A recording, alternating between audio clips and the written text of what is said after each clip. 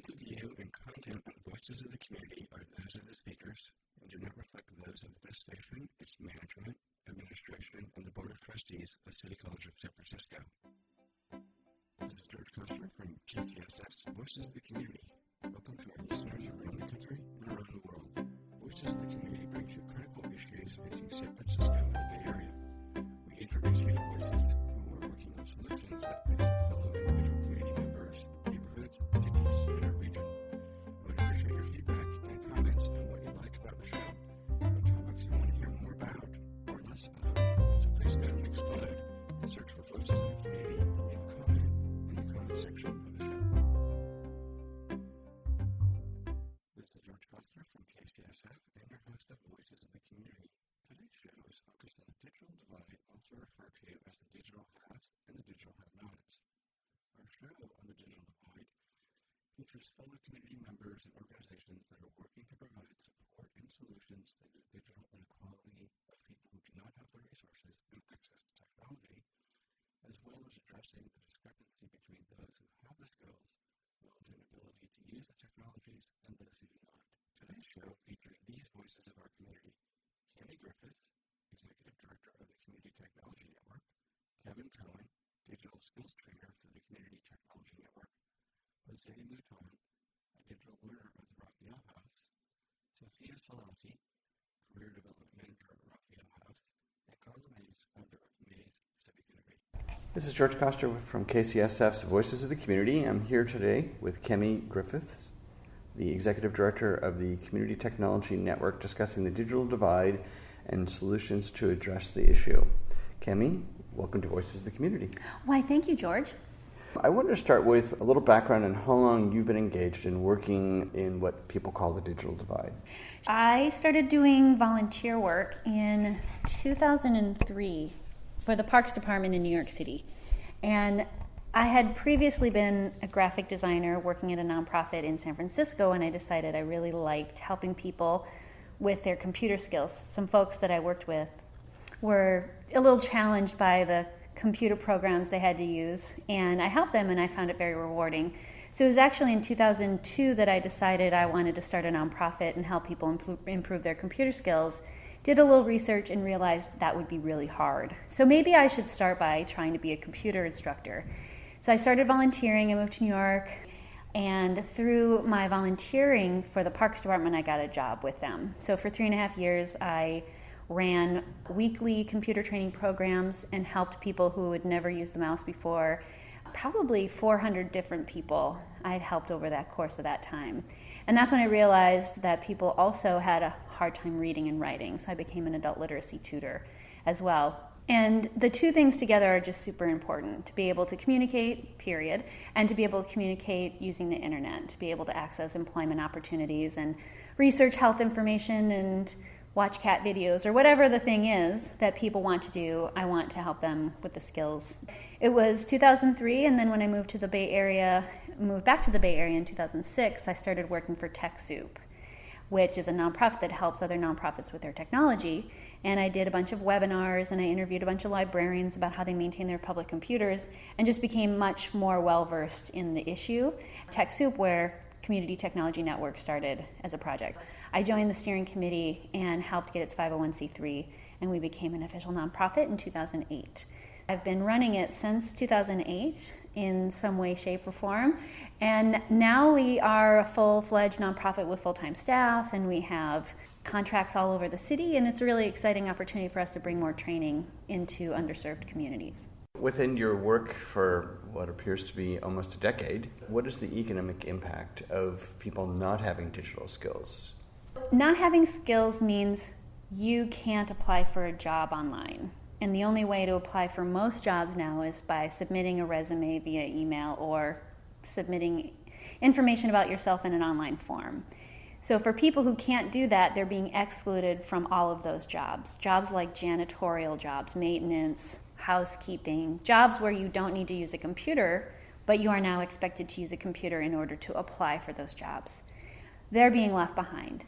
People who are paying more than they should for phone calls, So think about having family in another country. You're paying $1 a minute, or these crazy prices for long distance, when you could be basically having free voice and face-to-face conversations.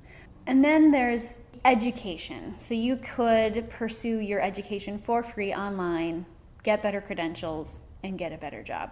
It won't happen overnight, but it is possible. And it really is, sky's the limit. If you have access to the internet and you know what it has available for you and you know how to use it, you can really change your life, and you can change your community's life too if you're an activist, if you can use these tools to disseminate information. It's just an amazing revolution that we're living through, and there are 20% of the overall population being left behind. And that percentage increases as someone is older or lower income.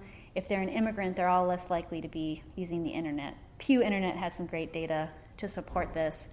It's really a problem, and it's something that just is getting worse, because the more people are expected to be online and they're not online, they're just being left behind. So I think a lot about older adults who are on a fixed income, that if they could make just a few more dollars a month doing something, working through the internet in some way, that can make a huge difference in their lives.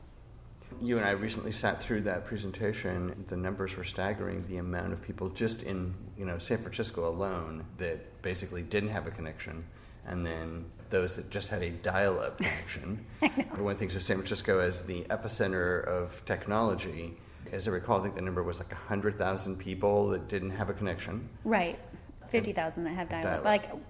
Dial-up is just laughable. I can't even imagine the content-rich websites nowadays are not made for a dial-up connection. So if you just try to go to any page that has 2 or 3 pictures on it, you're going to wait for a few minutes just for those pictures to load on a dial-up connection. So 150,000 people in San Francisco, the city where technology is booming and companies are making these amazing tools, and some of them are actually making lots of money. What has happened because of that is the increase in rents and everything else, and having the wealth be shared a little bit more widely would be pretty great in San Francisco. And I know some companies are trying really hard and doing some really good work around it. Zendesk and Twitter are 2 that come to mind, because they have distributed money, they have promoted volunteerism to their employees. So if more companies embraced that model, Salesforce is another great leader in this area, I think we could be in a much better situation.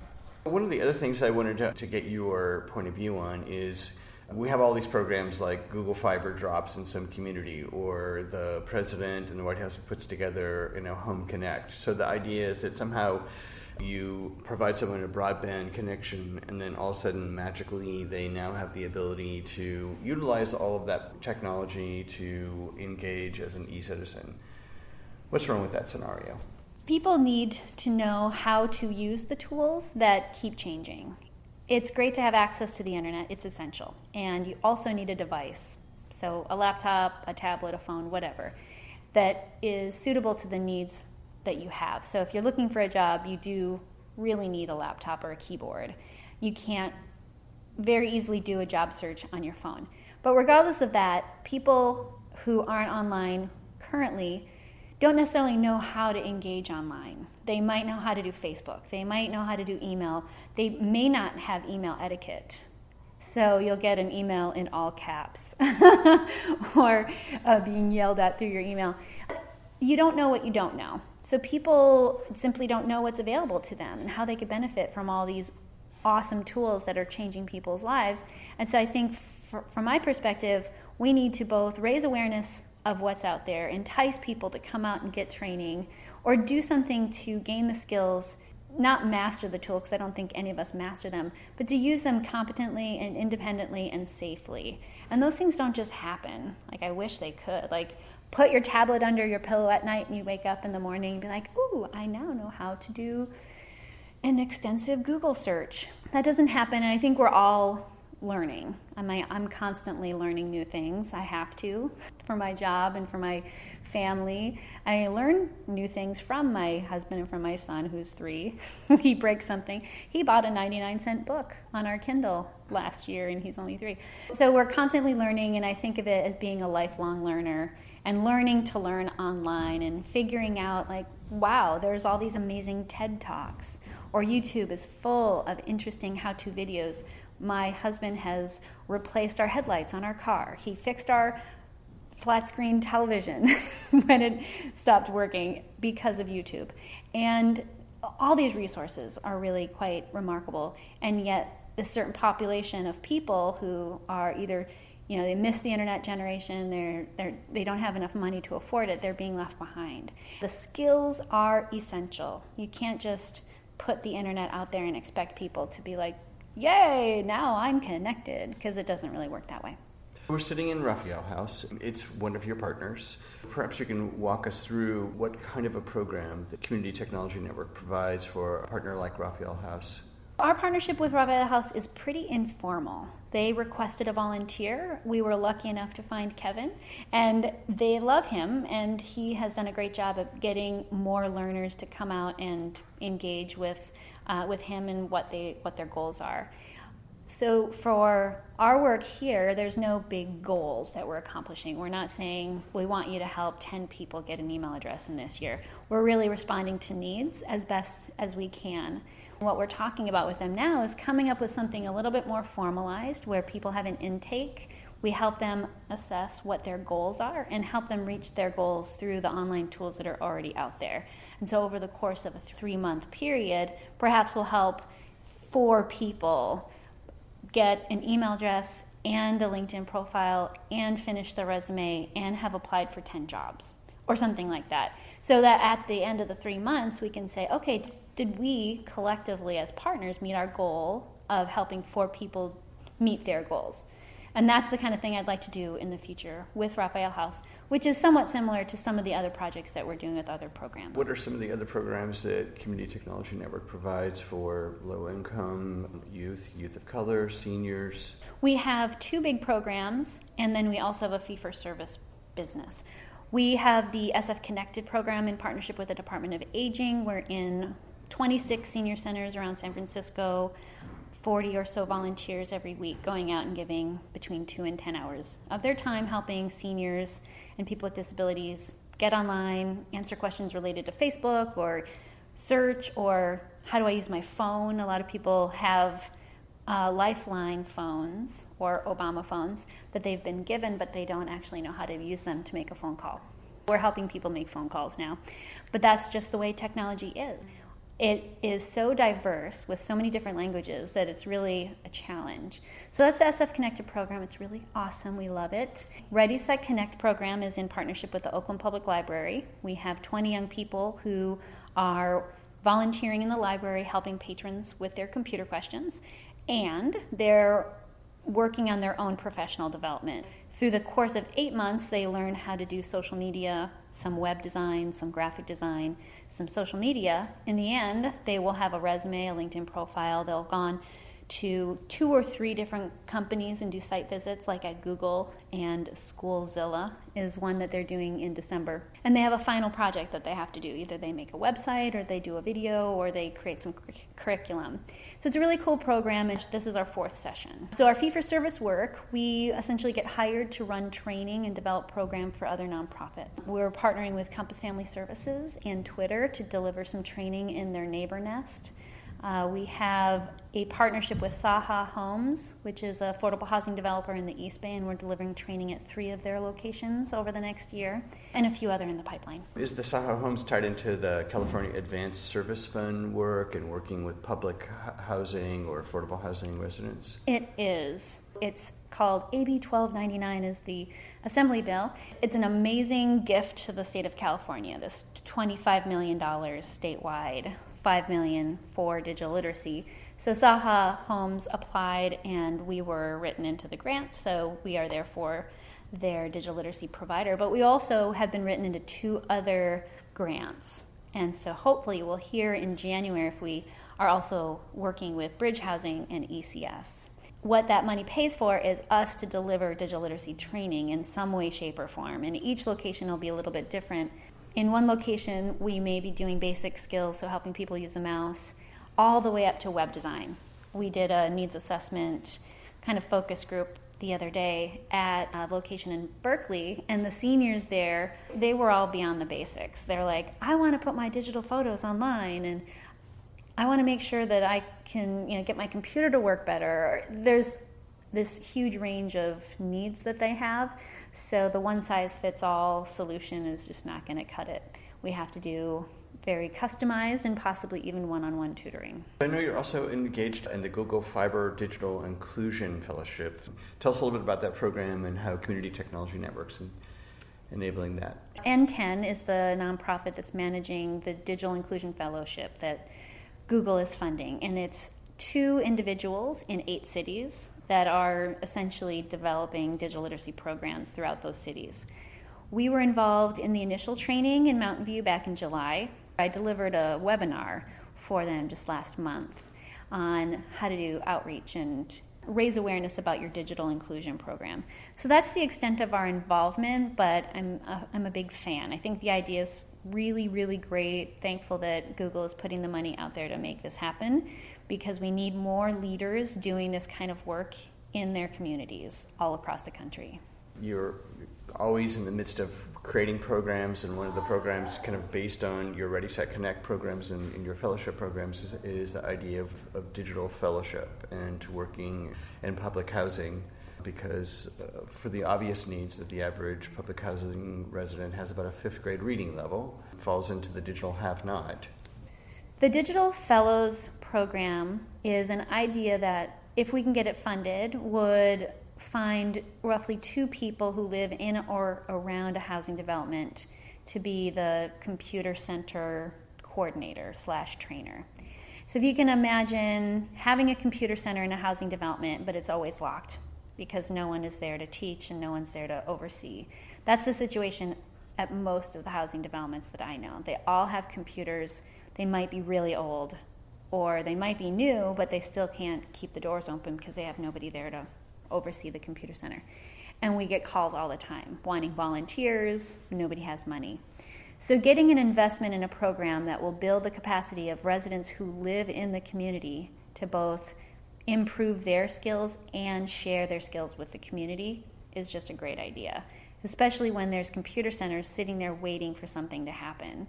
So I envision a program where we have, say, 10 or 20 fellows as part of a cohort, and they're at different housing developments across the city, and each of them are mandated to help 50 people gain basic computer skills. If they help 50 people, then they've done their job. What that would look like is that those 50 people know how to use the internet independently. They could go to the library and log in and send an email if they wanted to. They would be able to access information independently and safely.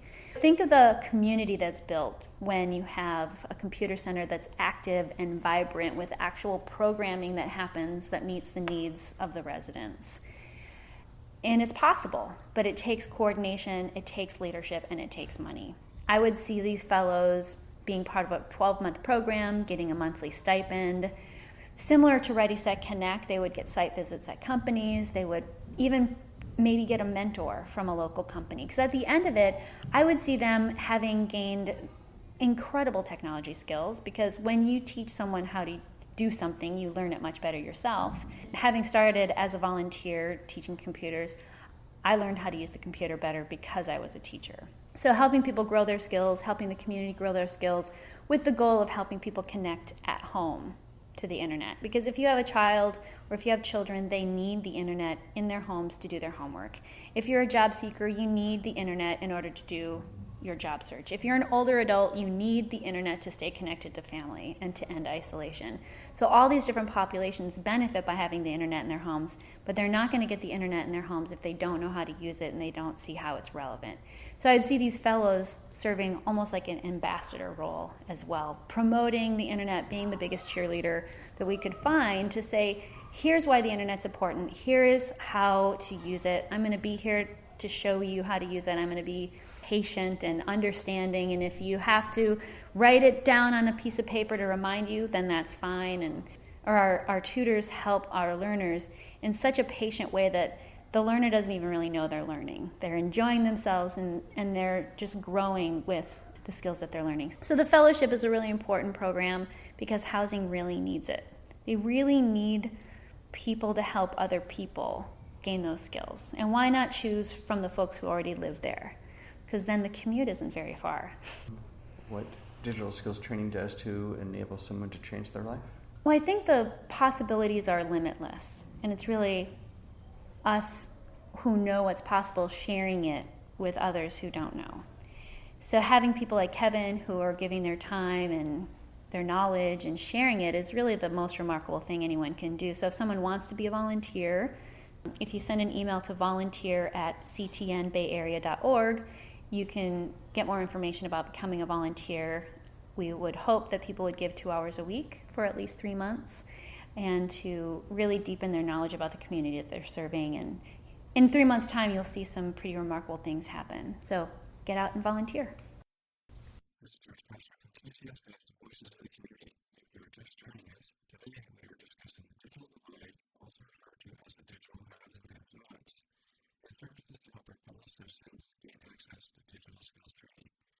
We've been speaking with Kami Griffiths, the Executive Director of the Community Technology Network, about how her organization is helping our fellow citizens with the digital have-nots become the digital haves. We'll be right back after this public service announcement. Did you know that 1 in 6 Americans struggle with hunger? They're our friends. They're our coworkers. Their kids go to school with our kids. Sometimes we're not even aware that they're struggling. This problem is closer than you think, but so is the solution. Visit feedingamerica.org today and find your local food bank for ways to help. Together, we're Feeding America. A public service announcement brought to you by Feeding America and the Ad Council. Welcome back to KCSF's Voices of the Community. This is George Coster, and today we're discussing some of the solutions being executed to help our fellow community members gain access to resources through digital skills training. We are speaking with Kami Griffiths, Executive Director of the Community Technology Network, Kevin Cohen, Digital Skills Trainer for the Community Technology Network, Jose Luton, a Digital Skills Learner at the Raphael House, Sophia Selassie, Career Development Manager at Raphael House, and Carla Mays, founder of Mays Civic Foundation. I'm here today with Kevin Cohen, technology trainer, who works with Community Technology Network. And please give the audience a little background on when you started to use technology and when it became something that you became passionate about. I'm a digital native. I grew up with computers in the house for all of my life. I think if I recall back, we had an old Macintosh in the office back in the day, and I thoroughly enjoyed on Saturday mornings sitting on my dad's lap playing Space Invaders or whatever the game was. My comfort level was imparted at a very young age and carried over, obviously, into what I was interested in. Obviously, I work in technology nowadays and help train users now to interact with technology and how to use it. Was it a tipping point in your youth where you were there playing a game and sharing it with another person? Was that kind of where it started, or did you get the technology bug and hanging out with your dad and playing games, and then in turn spreading that? Yeah, I think technology for me was always enthralling because it seemed almost limitless, right? I was very young when the internet actually came about, and my family was fortunate enough to be able to afford to have internet accessibility. And as a young, very curious 13 or 14 young teenager, I realized that the internet and the share of ideas that was capable over the internet was really something that was very powerful, and that it was a real opportunity to learn as much as I could and soak up as much as I could. At that point, I mean, I was sold. And now I'm fortunate enough to be able to share that experience too with others. You moved to San Francisco and you work in the technology space itself. And so, what have you come to understand about the proverbial technological divide? I think you had a really good term for it. My term for it is really that technology today is kind of the present day apartheid. Really, when you think about apartheid, it means a state apart. And when you look at just the San Francisco Bay Area itself, there are so many people that are very present in the tech boom, and those that aren't and don't have the technical skills that allows people nowadays to be a part of that workforce, right? If you think about it today, that is really such a gating factor in becoming a part of the workforce. I mean, it is really essential today. And why I say that it's apartheid is because those that do not possess those skills are then pushed further and further out and are less and less encouraged to learn those skills and be a part of the working community or the tech community, right? And so it's somewhat tragic that happens. And I think that's what's really motivated me to get involved. And I really do see kind of, because of the stark contrast in the people that do work in the tech field like myself and those that kind of do make up the have-not group, aren't able to easily cross into the have group. How did you become aware of Community Technology Network and then become engaged as first a volunteer, it sounds like, and then a trainer? Yeah, so I actually fortunately found Community Technology Network online. I was actively looking to get involved in the community in some aspect, and I thought this was the perfect opportunity when I found it, and it turns out it's been more than anything I could have hoped for. It's so rewarding on an everyday basis. What's been some of your favorite experiences? My favorite experience, and you'll talk with Jose in just a moment, Jose up to this point had never used the internet or even computers in his lifetime up to this point. And with the opportunity he's been afforded with being here at Raphael House, it was amazing to work with him on his first time ever using a computer and starting from square one, right? Introducing him to the basics, introducing him to a mouse, which if you think about it, a mouse is a very, very abstract concept to really anything in real life. So being very patient with him and seeing how new doors were being opened for him and his life was just an incredible experience for me. What do you think are some of the key technical digital skills that someone should learn, whether it's Jose, who's young and in youth, all the way up to someone who is a senior?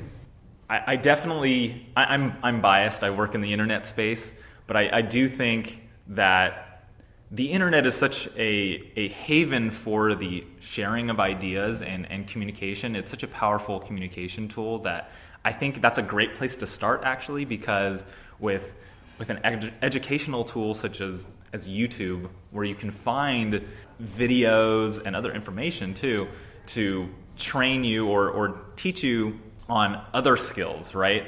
The internet becomes a great place to start. You can then start to navigate and find other things that you're interested in and also receive training via YouTube or other training sources there so that you can learn other aspects about interacting with the computer rather than starting with something like Word, I think. You can learn Word from watching a YouTube video, for example. So I definitely think step one, I would encourage internet use. Are there any just kind of core programs or skills that someone, obviously getting on the internet is one thing, mm-hmm. right? But using a browser, using it safely? Definitely using a browser and using it safely is a core competency that I think is definitely needed in the workforce today. Email, Cami was talking about it. Email is really important nowadays because that has really become one of the primary communication mechanisms with which we operate by today. Email, texting has replaced almost face-to-face interaction in some respects, and therefore that's another very critical tool in terms of not only communication but then finding a job, right? Most jobs are actually found via the internet. And email presents itself as one of the first opportunities to really introduce yourself, and therefore having the requisite skills and understanding of how to use the tool is critical to really advancing in the workforce.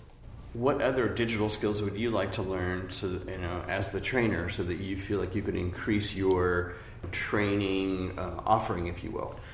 Everybody can get better at this, I think. It's not necessarily a technological tool or anything like that, in so much as it is kind of just interpersonal relationship building and teaching skills that I think so much depends on just being so very patient and being to clearly and cogently describe exactly not only kind of the steps to achieve something, but also the potential in something that really makes what you're saying stick and last. And I think that's something that everybody can improve on, not just myself.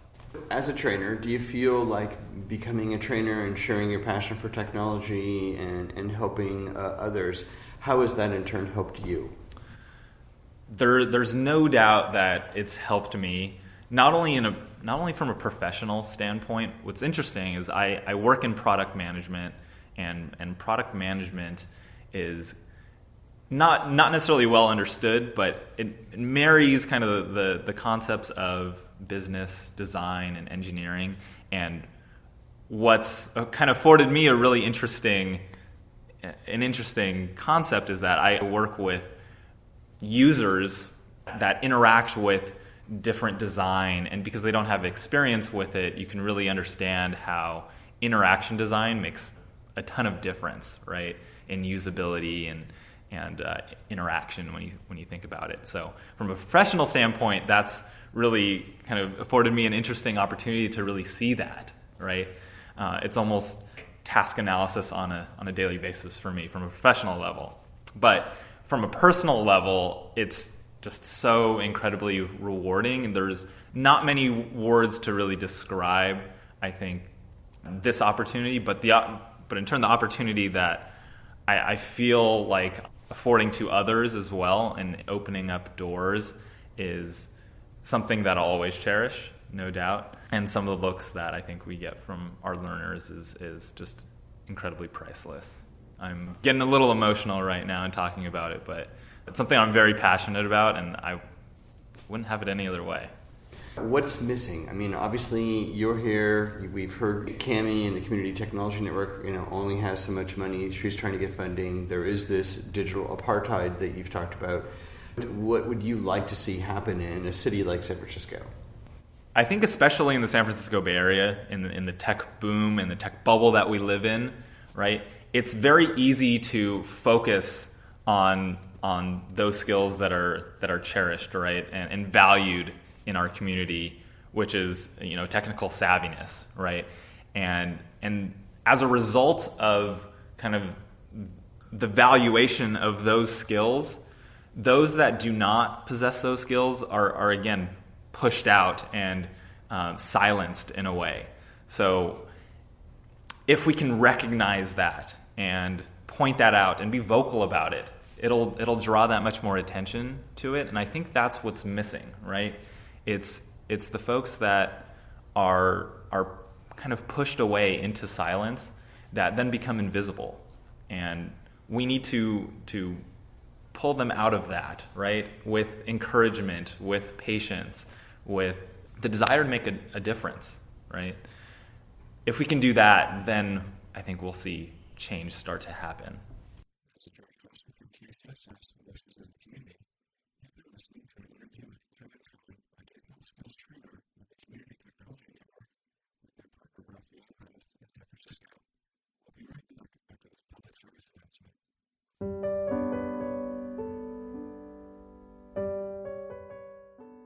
Just this second, another kid dropped out of school. If we do nothing, 3.5 million kids will receive a diploma over the next 4 years. United Way knows that kids who have a caring adult in their life are more likely to make it, and the difference between a dropout and a graduate could be you. Take the pledge to volunteer now at unitedway.org. Brought to you by United Way and the Ad Council. Welcome back to KCSS, Voices of the Community. This is George Coster, and today we are discussing some of the solutions being executed to help our fellow community members gain access to resources through digital skills training. Our next interview is with Jose Newton. Jose is a homeless single father who is living with his family at Raphael and is participating in digital skills training taught by Kevin Cohen of the Community Technology Network. This is George Coster from KCSF's Voices of the Community, and I'm here with Jose Newton. Jose, welcome to Voices of the Community. Thank you. I want to start out with a little background on when you first started using technology and what was your experience? Well, I actually started this year coming to Raphael House. So Kevin is actually the first person that's actually took the time to help me out with it. And I've never, ever worked a computer. So yeah, Kevin opened my eyes to this. Was it because you didn't have access to the computer, or you were afraid of the technology, or had some negative experience that made you shy away from using it? Well, the reason why I haven't actually got into technology, first of all, I'm a recovering alcoholic. And I started drinking at the age of 10, 11. And I come from an abusive home. And so that was my escape. And a lot of things I didn't learn. And then I'm 5 years clean and sober. And so I said, now it's a new start. I came here. Raphael gave me the opportunity to learn a lot of more things. And Kevin was the person that, helped me with this. And it was time. It's about time. I held it back because due to my drinking. Did you come to a realization that you needed to, what made you come, obviously you got sober and clean. Was there at some point along that pathway that you realized, wow, I really need to figure out how to engage in technology? What was it that happened that perhaps was a trigger? I've been told, people have told me, get on board. And I guess, I wasn't really caring about it. In the state of mind that I was in when I was drinking, I really didn't care much what was going on in my life. But now that I'm sober and, a brand new life for me, it's like, hey, let me catch up. Let me get with the rest of the world and see what's going on and learn, about this, technology. And so he opened my eyes to this, and, I'm learning.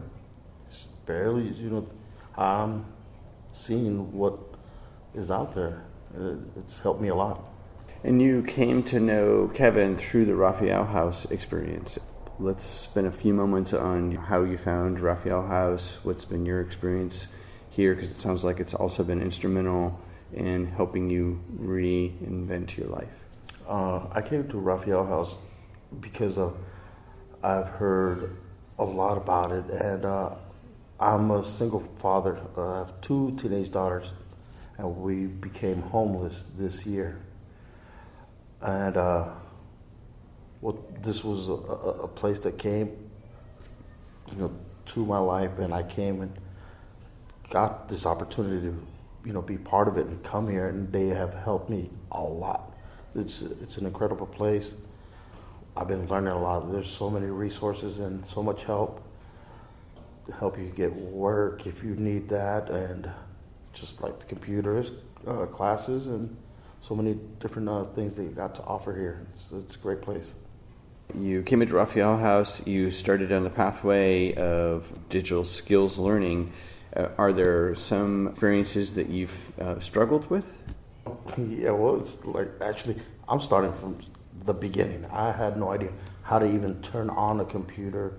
I had to learn right from the beginning.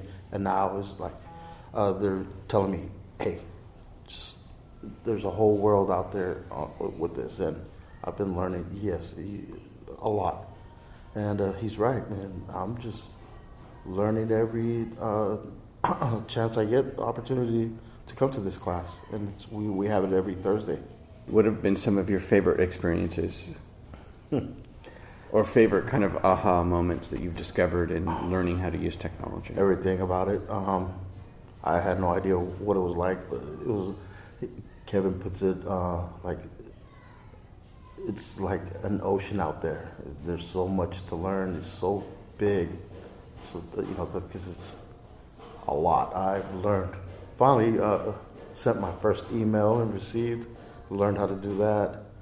And, just even exploring so many different things I can't even think. In that short period of time, I've learned so much. He's taught me, a lot in such a short period of time. Has the use of technology or learning how to use technology made it easier for you to access services? Obviously, you're here. It sounds like you and your family are at least stabilized in Raphael House. Yeah, yes. It's helped me also how even to look for a permanent place to stay and look for housing. Something that's easier now, learning through computers. I've explored that, and I've learned how to look at different websites on how to for housing for myself and my kids. And then job search or any social services, etc. Everything. That's everything you can even imagine. I had no idea that I was losing, all these years. And I'm really grateful for learning after all these years.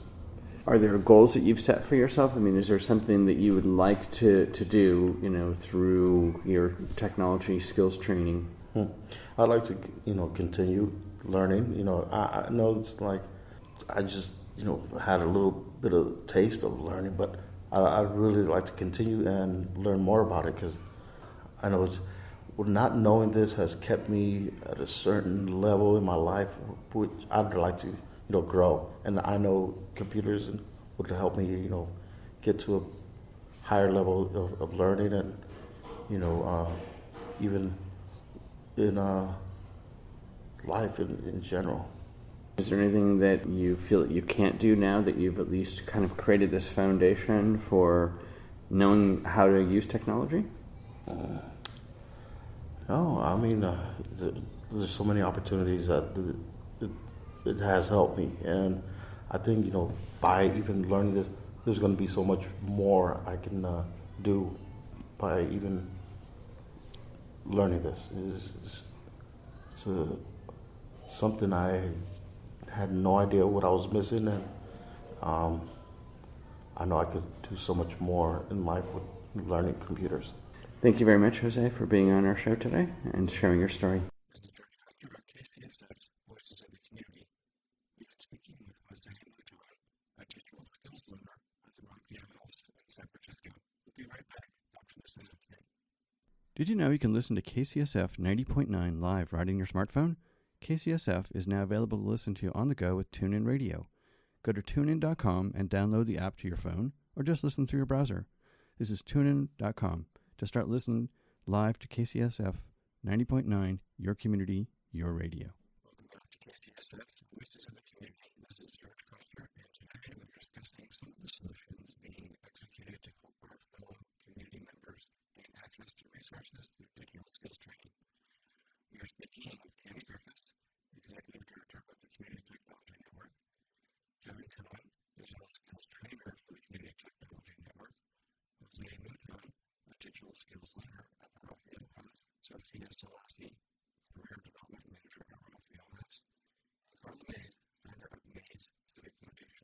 This is George Coster from KCSF's Voices of the Community, and I'm here today with Sophia Selassie, who is the Career Development Manager. Could you please give us a background on Raphael House? Sure. Raphael House, we are the oldest family shelter in the Bay Area. We're also the largest family shelter in San Francisco. We serve families in our residential program as well as in our bridge program. So once families are stably housed, we still provide the wraparound holistic services that they were able to receive while living at Raphael House. We also have a rental subsidy program and housing assistance fund program that can bring in community referrals. How did Raphael House engage working with Community Technology Network? Well, digital literacy is extremely important.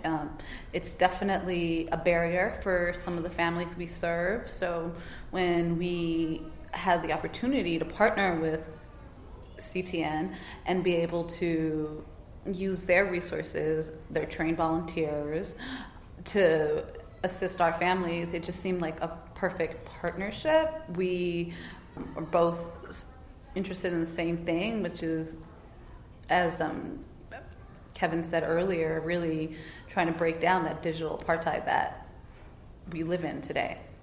Digital skills are necessary for accessing resources. So, how did Raphael House? How did you come to the understanding that you felt like your residents needed these skills?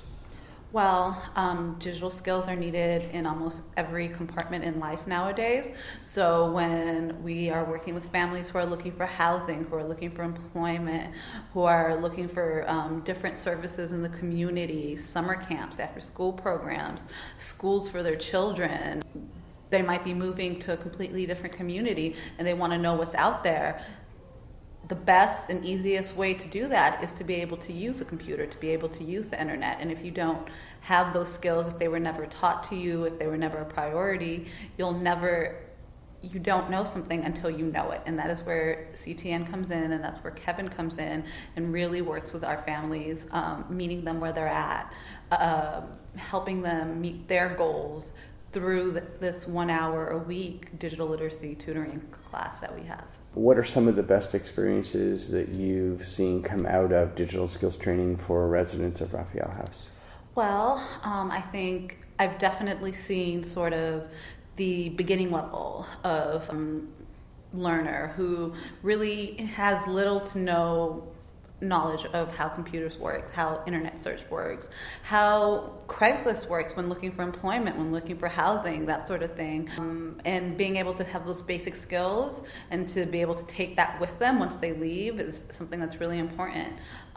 It's also been really wonderful because we are very diverse at Raphael House and people come from different places, and there are some learners who do have pretty strong technology skills and are actually looking to get past just that digital literacy and really into using tech as a platform to build their business or to get into the field that they would like to be in, but maybe don't have some of that advanced skills. And when someone like Kevin, who does work in the tech industry, can come in and shares his knowledge, his background with these more intermediate or advanced learners, it really opens up another world for them as well. And really, the internet is just a great way to connect, and homelessness, family homelessness can create feelings of isolation and separation from maybe friends or family members or just other connections, and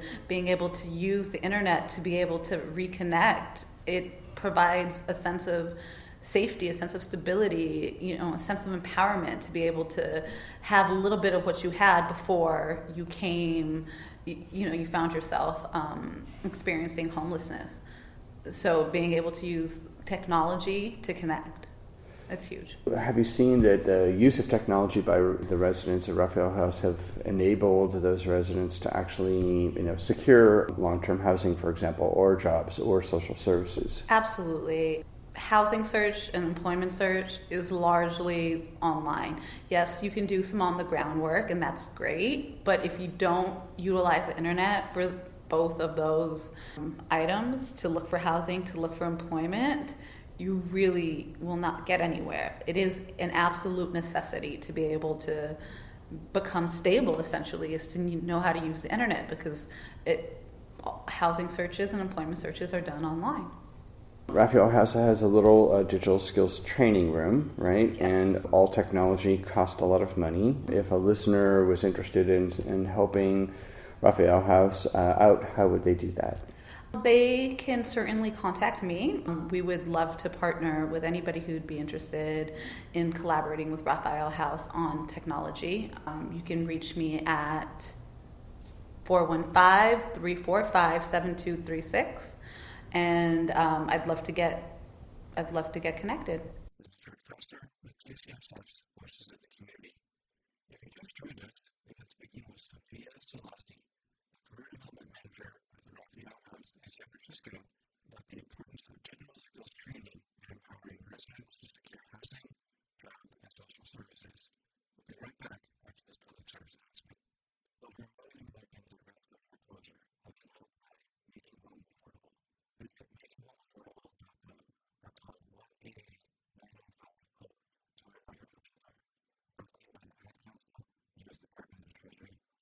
This is George Koster from KCSS Voices of the Community. I'm here with Carla Mays from Mays Civic Innovation. Carla's an advisor and strategist in the civic innovation space. Technology appears to be something that you really have a passion for. Yes. How do you see technology improving, empowering the economic benefits of some would call the digital have-nots? I really am a fan of Project Fi of Google. It gets rid of the credit. When you're trying to get non-predatory smartphone service, which is not only your talk capability, your text, but really it's the data. Because most people that are marginalized are using their phone for the internet.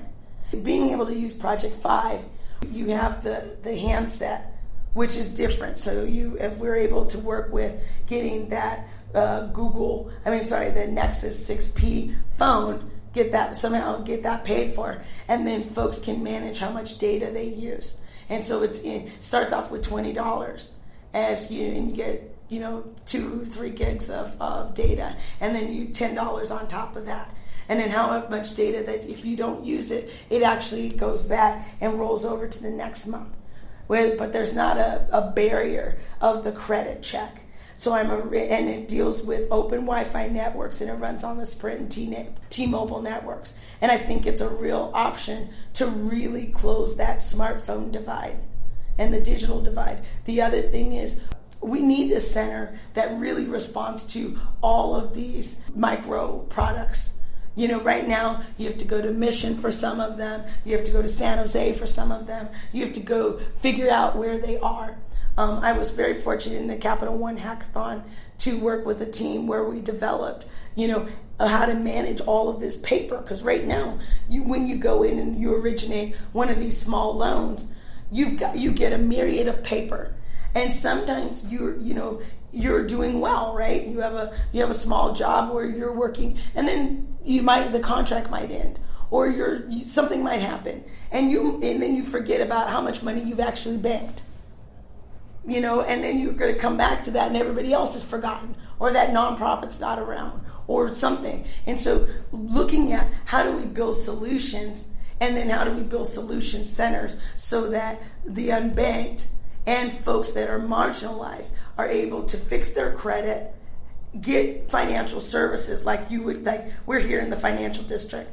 You can walk into a branch and get person-to-person services, right? Shouldn't you be able to get that if you're, a person that, is unbanked and things? You need that. First and foremost, being able to have a smartphone, yes, right, as a basic device that yes. allows them to interact with the digital economy with e-citizenship, right? Yes. Then the second is you've identified that what is unbanked, and we'll talk about that in a second, but sure. Take someone who, a citizen in the Bayview or the Fillmore or a low-income community. Or you're in startups and you're running on, your burn rate is really bad and you burned out all of your money. Right. So, it goes for everybody. It's kind of an equal opportunity thing. It's true. That is an equal opportunity predator. So what you were talking about is financial services for the financial disenfranchised, right? And yes. being able to enable someone who doesn't have a relationship with the bank or doesn't have the ability to have a relationship with the bank to come into one of your centers yes. and secure a relationship with the bank. Exactly. And what we're doing is the financial access. You shouldn't feel bad. We've gone through really bad years here recently in the last decade, and people have had to rebuild everything from being, being foreclosed on to, having to move, being kicked out of their places, losing their businesses, losing everything. And then there's people who have not been able to get back on that horse, even though the economy is robust right now. And in particularly a place like San Francisco, where there's kind of an idea that everybody's equal and that everyone's doing well and the economy's doing well. And that's just not true. If you never were online and you were already having problems, then think about how the downturn treated some folks. It was even more so. And then we have programs that are for low income, but they become poverty traps. And those poverty traps become, even though we see people that are like, oh, their housing's fine, they're in an SRO or whatever, or they're in some kind of below market rate apartment or whatever, they've actually, they're stuck. And they need to have something where they can work with someone and really feel that they're getting real good customer service and that they're being heard and that their issues are validated. And it shouldn't be they're treated like a child or it's like, they're getting second-rate financial services. A cornerstone to any economic mobility is skills training. So can you describe a little bit about how your team and your center would provide skills trainings and what kind of skills training? We need to stop talking about what the skills are. There's all of us that have been around this. There's plenty of people of color in these communities that are more than educated, more than their counterparts in some of these organizations. What I'm doing is looking to enable, because what it is you can graduate like I did from San Francisco State, and there was not a good onboarding to even work in a tech company or work at, or do any of this work. Like I said, I recently went back to Cal and I saw the differences between the Alumni Association and what was there.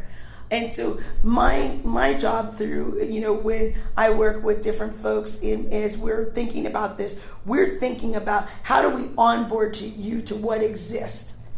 It's not building the next accelerator. It's not doing the next training program.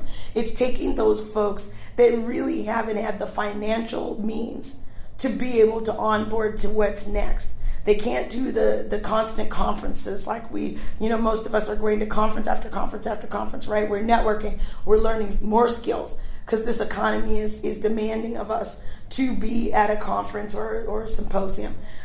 It's meeting the right people, right? And getting those right connections. So our center is, what we're thinking of is, what do you need? If you're at a higher income level and you're gone to Stanford or Cal, your network is providing you most of your Maslow and most of the things you need. So we're looking at how can the center start with the basic things of access to the basic capital that you're going to need to be a part of this economy and to be able to onboard you to non-predatory capital, non-predatory digital services. I have my business here. I'm here because of the fact that there are programs. We need to do a better job at getting people wired, and we need to stop making the assumption that everybody is. So these programs are all digital, and the reason why we're saying we need a physical capital access center and digital access is because you do have to get one-to-one. When you say one-to-one, meaning? I mean, like we're sitting here having this conversation. One-to-one conversation. Yes. You're not going to disclose a lot of your personal info when you don't have a good phone or when you don't have access to the internet. What are you supposed to do? Go to the library, put your personal information on the library computer, and then then you're supposed to respond right back. And then can you be married to your library? No. And we did a lot of silly things with the library in the 90s and early 2000s. We put restrictions on people using library computers. I didn't have access to the internet, when I first got here. And I could go to any library, and we didn't have timers. So we in the dorms even, we would sit in the computer lab for 20 hours or whatever. And we had a group of people, and that's how we had developed community around that. You would call it co-working today, but we've done things that when I say civic innovation, we really have to look at what barriers to entry are there for folks to access these internet, to access capital.